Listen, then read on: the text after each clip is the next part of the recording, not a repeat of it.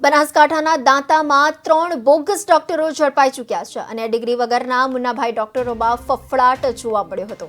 3 ડોક્ટરોને target કરવામાં આવ્યા છે અને અન્ય બોગસ ડોક્ટરો સામે પગલાં કેમ નથી લેવામાં આવ્યા તેવું સ્થાનિકો દ્વારા આક્ષેપો લગાવવામાં આવી રહ્યા છે।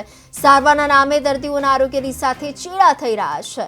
બનાસકાંઠાના દાંતામાં 3 મુન્નાભાઈ ડોક્ટરો સામે આવ્યા છે, જેનું આરોગ્ય વિભાગ દ્વારા કાયદેસરની કાર્યવાહી પણ કરવામાં આવી છે।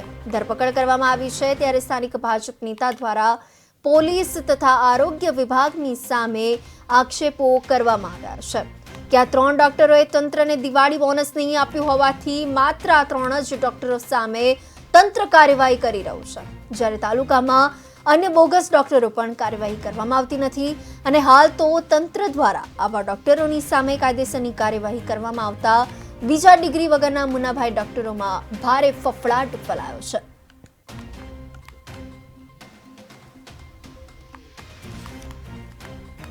અન્ય ડિગ્રી વગરના મુન્નાભાઈ ડોક્ટરોમાં ભારે ફફડાટ પણ જોવા મળ્યો હતો અને બીજા ડિગ્રી વગરનાની સાથે હાલ તંત્ર પણ દોડતું થયું છે અને બોગસ ડોક્ટરોની સામે કડક કાર્યવાહી કરવા માંગ ઉઠી છે।